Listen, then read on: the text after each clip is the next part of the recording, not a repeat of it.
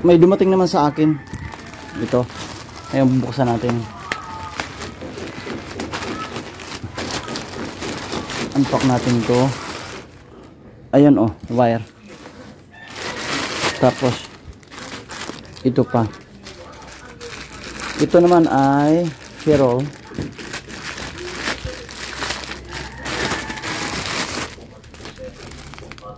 Yan. Tingnan natin kung tama para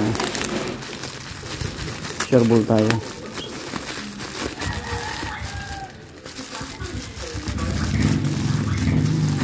Sus, grabe na packing to ah.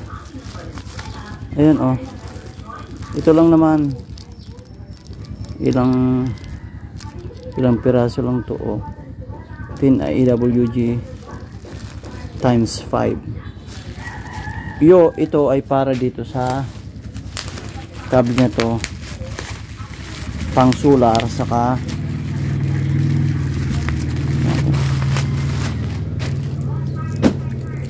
10 meters para sa aking solar panel.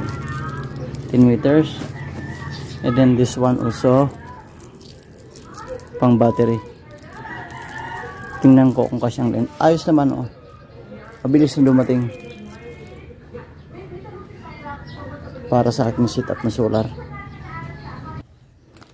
Okay, natanggap natin ang lugs na in-order ko sa Shopee. Tingnan natin ang loob.